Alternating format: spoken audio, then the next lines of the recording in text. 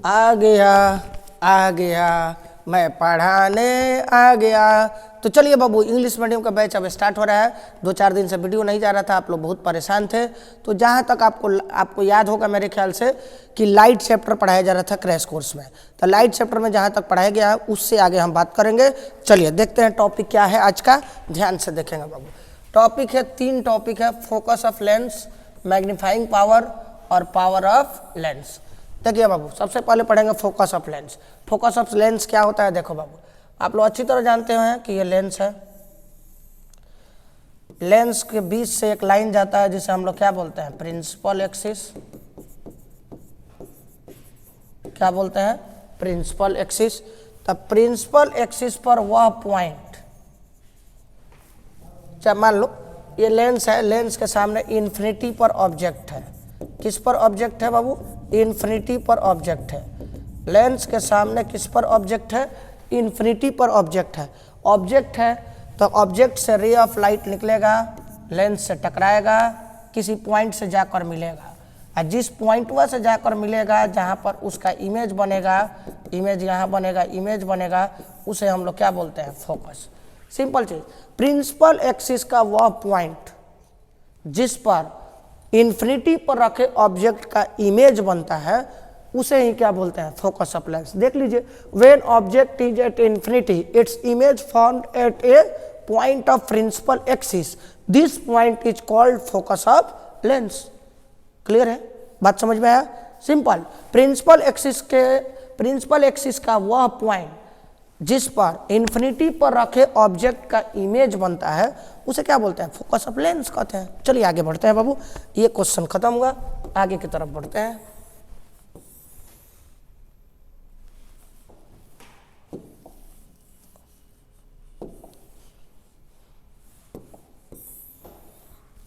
Magnifying power, क्या पढ़ेंगे बाबू? Magnifying power. देखिए बाबू, मैग्नीफाइंग पावर सीधे समझ लीजिए, जो फॉर्मूला लिखेंगे वही डिफिनीशन होगा। हाइट ऑफ इमेज बटा हाइट ऑफ ऑब्जेक्ट, यही फॉर्मूला है और यही डिफिनीशन है। आप लोग खुद बता दीजिए, the ratio of height of image and height of object, the ratio of height of image and height of object is called magnifying power. हो गया मैग्नीफाइंग पावर। नहीं बाबू, ये गलती है, मैग्नीफाइंग पावर टॉपिक नहीं होगा, ये गलती से लिखा गया है। यहाँ पर होगा मैग्निफिकेशन। क्या होगा जी? मैग्निफिकेशन, जिसको किससे दिखाते हैं? छोटा एम से। ये क्या है? मैग्निफिकेशन। किससे दिखाते हैं? छोटा एम से दिखाते हैं। Height of image and height of object is called magnification. ये नहीं होगा बाबू, यहाँ पर क्या होगा? मैग्निफिकेशन। और थोड़ा सा गलती लिखा गया है, देखते हैं बाबू। मैग्निफिकेशन, चलिए बाबू, मैग्निफिकेशन जो होता है 2 गो फार्मूला होता है। हाइट को h से, इमेज को I से, हाइट को h से, ऑब्जेक्ट को O से, बराबर -v/u। एक फार्मूला और होता है, m बराबर hi बटा ho बराबर +v/u। देख बाबू, कितना फार्मूला हो गया? 2 फार्मूला हो गया। ये फार्मूला होता है, तुम कहोगे सर ये तो 2 को फार्मूला हो गया, तो ये दोनों कैसे काम करेगा? ये जो फार्मूला होता है ये मिरर के लिए होता है। किसके लिए बाबू? मिरर के लिए। और ये जो फार्मूला होता है वो होता है किसके लिए? लेंस के लिए। Simple, the ratio of height of image and height of object is called magnification. और इसका फार्मूला होता है 2 गो, एक -v/u, एक +v/u। माइनस में होगा तो मिरर और प्लस में होगा तो क्या होगा? लेंस। चलिए बाबू आगे बढ़ते हैं अगले टॉपिक की तरफ। क्या है?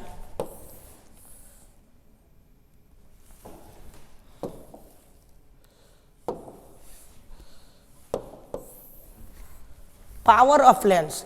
इसका भी हम फार्मूला लिखते हैं, वही आंसर है। देख बाबू, पावर ऑफ लेंस क्या बाबू? अरे बोलना बकलोल कहीं का। पावर ऑफ लेंस 1 बटा फोकल लेंथ, 1 बटा क्या बाबू? Focal length. देख बाबू, 1 बटा फोकल लेंथ मतलब 1 बटा में लिखा गया है, मतलब उल्टा का बात हो रहा है। रेसिप्रोकल। किसका रेसिप्रोकल? फोकल लेंथ का। The reciprocal of focal length is called power of lens. देखो, the reciprocal of focal length is called power of lens. कोई दिक्कत। पावर, पावर को किससे दिखाते हैं, P से। P बराबर 1 बटा क्या होगा, F। F ये होगा किस में, मीटर में। किस में बाबू, मीटर में। और पावर का एक और फार्मूला होगा 100 बटा F, लेकिन ये किस में होगा, सेंटीमीटर में। कोई दिक्कत। बोलिए पावर का हम SI यूनिट निकालते हैं, 1 बटा और नीचवा क्या है, मीटर।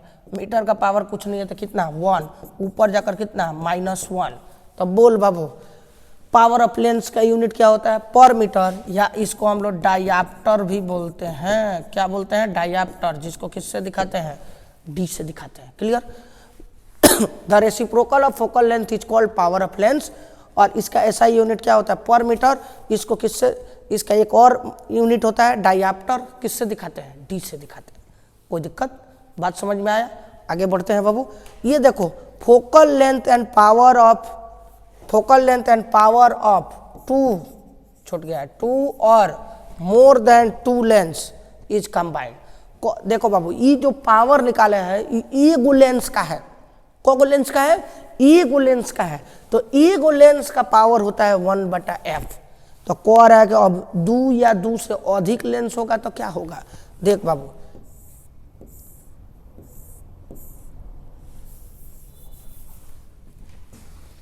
थोड़ा सा इसको ऊपर ले चलते हैं बाबू।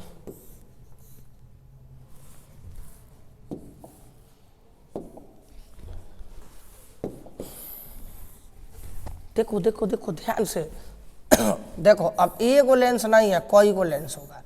देख बाबू ये मान लो यह 3 गो लेंस है, और भी हो सकता है लेंस। 3 गो लेंस आपस में जुड़ा हुआ है, तीनों लेंस आपस में जुड़ आया हुआ है। क्या हुआ है बाबू, जुड़ आया हुआ है, 3 गो लेंस हुआ। देख बाबू 3 गो लेंस हुआ, जब जुड़ आया हुआ है तो इसका फोकस क्या होगा, फोकस सिंपल होगा। मान लो इसका पहला का फोकस F1 है, दूसरा का क्या है F2, तीसरा का क्या है F3। तो इसका फोकल लेंथ होगा क्या, 1/F बराबर 1/F1 प्लस 1 क्या F2 प्लस 1 क्या F3। ये आगे डॉट डॉट डॉट डॉट बढ़ेगा। क्लियर है, बात समझ में आया। तो बोलो बाबू, अभी अभी हम लोग पढ़े हैं P बराबर क्या होता है 1/F। तो बोल बाबू जहाँ जहाँ 1/F है वो जगह क्या रखेंगे, P रखेंगे। देख बाबू 1/F के जगह P। तो बोल, बिहारी लोग अंदाजा लगाने में आगे होता है, तुम लोग बिहारी हुए हैं, नेपाली नहीं ना है। बोल बाबू 1/F1 को क्या लिखेंगे, P1। 1/F2 को क्या लिखेंगे, P2। 1/F को तो P ही लिखेंगे ना। तो 1/F1 को P1, 1/F2 को P2, 1/F3 को P3। कोई दिक्कत, बात समझ में आया। चलिए ये 3 क्वेश्चन कंप्लीट हुआ, आगे बढ़ते हैं बाबू।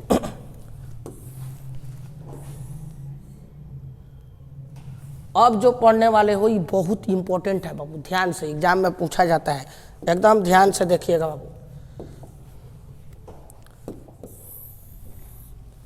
देखते हैं बाबू ध्यान से, क्रिटिकल एंगल। कौन एंगल, क्रिटिकल एंगल। इसको समझने के लिए आपको एक चीज जानना पड़ेगा। आपको याद है रिफ्रैक्शन पढ़े होंगे, रिफ्रैक्शन में 2 चीज होता है।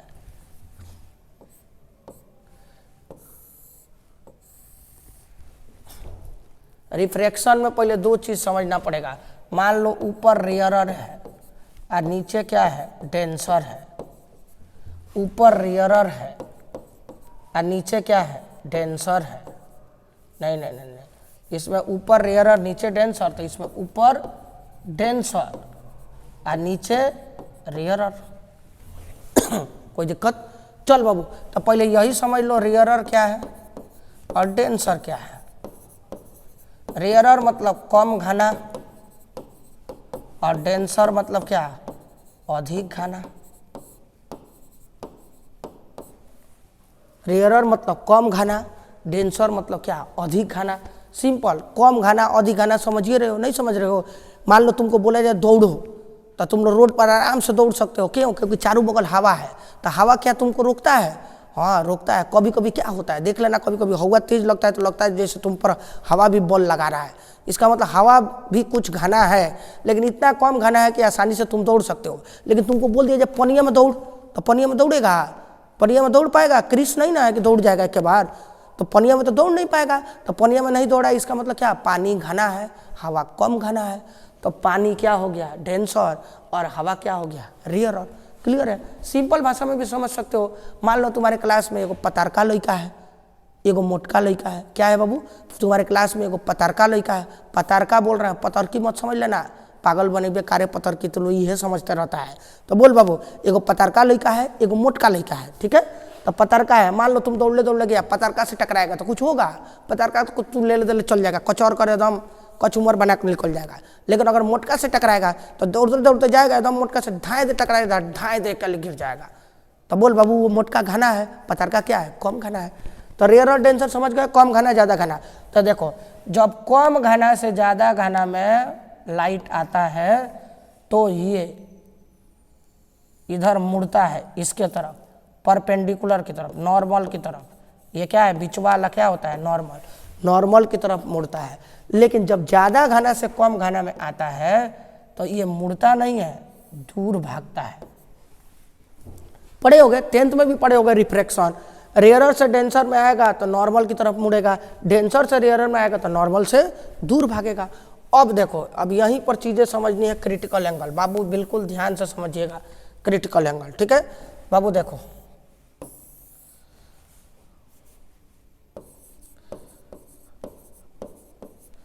ये डेंसर है, ये रेयरर है, ये रे ऑफ लाइट आया यहाँ से और ये दूर भागा। अब ये थोड़ा और नीचे से आया, थोड़ा और दूर भागेगा, थोड़ा और नीचे से आएगा, थोड़ा और दूर भागेगा, थोड़ा और नीचे से आएगा, तो एक समय ऐसा आएगा कि यहाँ पर एकदम इसी लाइनवा पर आ जाएगा। तो बोल बाबू, ये जो एंगल है इसको हम मान लेते हैं क्या, इंसिडेंस एंगल आई।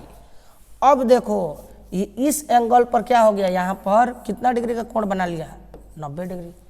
तो ये है इंसिडेंस एंगल। कौन एंगल बाबू, इंसिडेंस एंगल। और ये है रिफ्रैक्टेड एंगल। कौन एंगल, रिफ्रैक्टेड एंगल। तो देख बाबू, वह इंसिडेंस एंगल जिस पर रिफ्रैक्टेड एंगल कितना डिग्री हो जाए, बोलना रे, वह इंसिडेंस एंगल जिस पर रिफ्रैक्टेड एंगल कितना डिग्री हो जाए, 90 डिग्री, उसी को क्या बोलेंगे, क्रिटिकल एंगल। देखो डिफिनेशन पढ़ो, the incidence angle at which refracted angle is 90 degree is called critical angle, is called critical angle. Clear है बाबू, the incidence angle at which refracted angle is 90 degree is called critical angle. बात समझ में आया? चलिए बाबू, कोई परेशानी, बात समझ में आया? चलिए आगे बढ़ते हैं। देख लो ध्यान से, एक जाएगा, मुड़ेगा, फिर एक और आएगा और मुड़ेगा, फिर एक और आएगा, एक और मुड़ेगा, फिर एक और आएगा, इतना मुड़ जाएगा कि यहाँ कितना डिग्री का कोण बना ले, 90 डिग्री का। तो इस समय के इंसिडेंस एंगल को क्या बोलते हैं, क्रिटिकल एंगल। क्लियर है? देखो, ये धड़ाधड़ आ रहा है, धड़ाधड़ आ रहा है, लेकिन एक समय ऐसा आ रहा है कि एकदम सीधा हो जा रहा है, 90 डिग्री का कोण बना ले रहा है। चलिए बाबू आगे बढ़ते हैं इसके।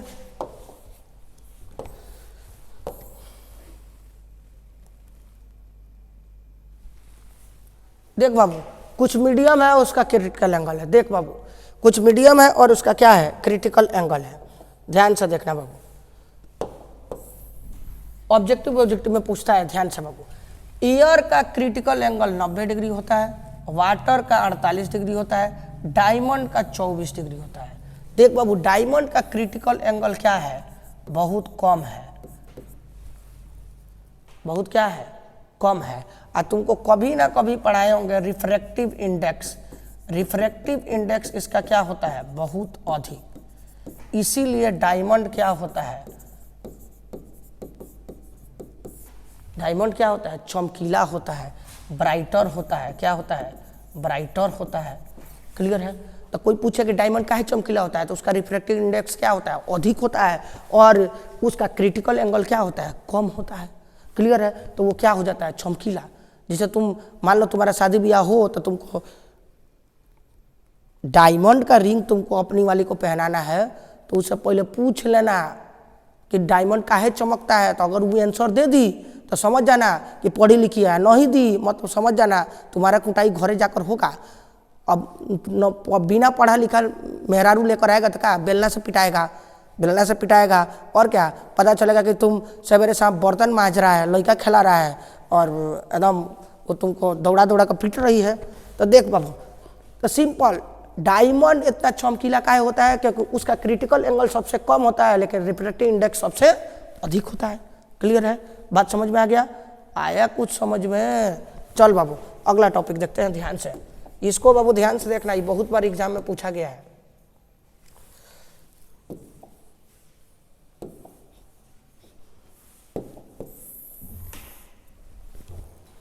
देख बाबू ध्यान से, टोटल इंटरनल रिफ्लेक्शन सिंपल है ये देख, अभी अभी जो फिगर बनाए थे वही वाला फिगर है, ध्यान से देखना बाबू। ये है नॉर्मल, ठीक है, ये डेंसर और ये क्या है, रेयरर। ठीक है, मान लो रे ऑफ लाइट आया, टकराया, यहाँ से मुड़ा, फिर आया, फिर मुड़ा, फिर आया, फिर मुड़ा, फिर आया। अब ऐसा हुआ कि इस पर मुड़ा तो कितना डिग्री का कोण बनाया, 90 डिग्री। तो यहाँ के एंगल को हम लोग क्या बोलते थे, आई बोलते थे।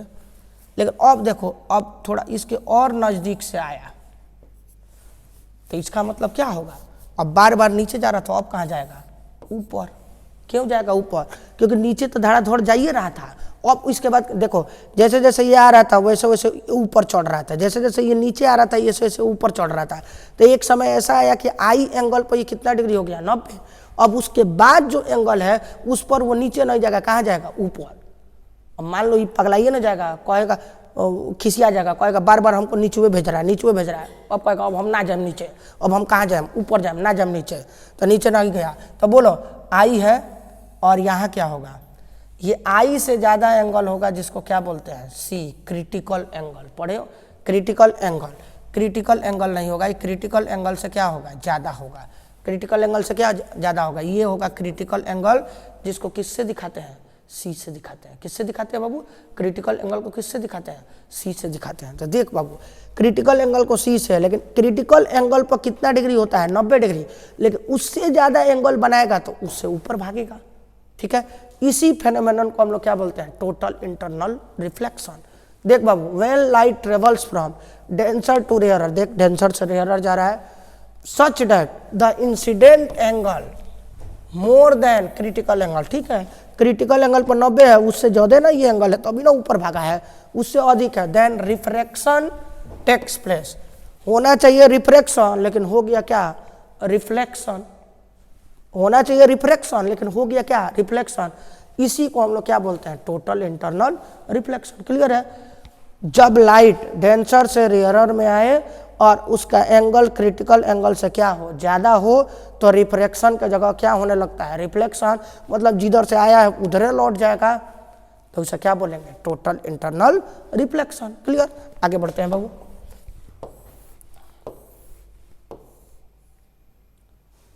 Condition for TIR, total internal reflection. Condition तो तुम लोग पढ़िए चुके हो बाबू। क्या, पहला कंडीशन, डेंसर से लाइट कहाँ आना चाहिए, डेंसर से रेयरर में आना चाहिए, और इंसिडेंस एंगल ज़्यादा होना चाहिए किससे, क्रिटिकल एंगल से। इंसिडेंस एंगल ज़्यादा होना चाहिए किससे, क्रिटिकल एंगल से। बाबू क्रिटिकल एंगल का भी एक फार्मूला होता है, C बराबर साइन इनवर्स 1/n। ठीक है, कभी कभी इसको लिख देता है, साइन को इधर बुला लेगा तो क्या हो जाएगा, साइन C बराबर 1/n। अतः बिहार बोर्ड और ही पगला जाएगा तो n को ऊपर भेज देगा, n बराबर 1/ क्या, साइन C। कोई दिक्कत, कुछ समझ में आया? अब चलिए बाबू, टोटल इंटरनल रिफ्लेक्शन का कुछ एग्जाम्पल है। डायमंड चमकता है बाबू, तो अब ये तो तुमको बताए थे, जिसका रिफ्रैक्टिव इंडेक्स ज़्यादा हो, क्रिटिकल एंगल कम हो, तो उसमें क्या होने लगता है, टोटल इंटरनल रिफ्लेक्शन। इसलिए वो क्या होने लगता है, चमकने लगता है। सिंपल है, मान लो इतना मार्केट में क्रीम चल रहा है, तुम लोग अपनी वाले को क्रीम भेज देता है, कभी डेयरी मिल्क भेज देता है, कभी बिको टर्मरिक भेज देगा, कभी फेयर लवली भेज देगा।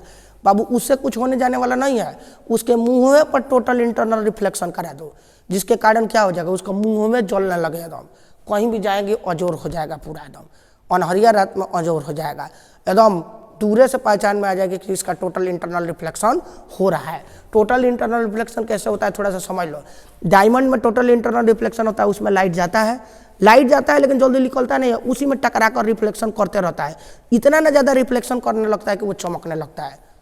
उसी तरह तुम अपनी वाली के चेहरे पर टोटल इंटरनल रिफ्लेक्शन करे देना, एकदम धड़ाधड़ एकदम डायमंड की तरह चमकने लगेगी। तू भी बोलेगा अरे मेरी बीबी डायमंड है, गोल्ड नहीं डायमंड है। देख बाबू, bubble of water is a sparkling. पानी का बुलबुला भी क्या होता है बाबू, चमकता है। पानी का बुलबुला भी किसके कारण चमकता है, TIR के कारण। किसके कारण, TIR के कारण। Illusion of water in desert. देख बाबू, जिसको हम लोग मिराज बोलते हैं, क्या बोलते हैं बाबू, मिराज बोलते हैं। क्या बोलते हैं बाबू, मिराज बोलते हैं। रेगिस्तान में रेगिस्तान में कोई भी जानवर बालू पर देखता है तो बलुआ चमकता है TIR के कारण, तो उसको लगता है वो जब पानी है, दौड़ले जाएगा, फिर कहेगा जा जब पानी नहीं है, फिर आगे देखेगा, फिर वो चमकेगा, फिर दौड़ले जाएगा, फिर पानी नहीं मिलेगा, फिर आगे देखेगा, फिर बलुआ चमकेगा, फिर दौड़ले जाएगा, पानी नहीं मिलेगा। इस तरह वो जिंदगी और मौत का लड़ाई दौड़ते दौड़ते में हार जाता है। समझ जाओ कितना दर्दनाक मौत होता है, किसके कारण, केवल TIR के कारण। तुम लोग गर्मी के दिन में साइकिल मोटरसाइकिल से आता होगा नेशनल हाईवे पर, तो देखना नेशनल हाईवे भी थोड़ा थोड़ा चमकता है, थोड़ा थोड़ा क्या होता है, चमकता है। ये सब लाइट का ही क्या है, फेनोमेनन, लाइट का घटना है। क्लियर है बाबू। चलिए अब आगे बढ़ते हैं बाबू।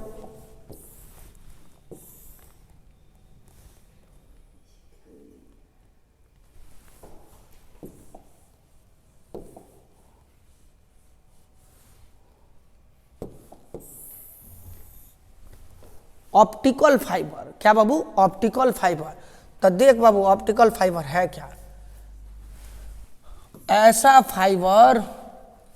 फाइबर जो लाइट को एक जगह से कहाँ लेकर जाता है, लाइट को वन प्लेस से दूसरे जगह लेकर जाता है, एक प्लेस से दूसरे जगह ले जाएगा, लेकिन इसमें with very minimum loss of energy.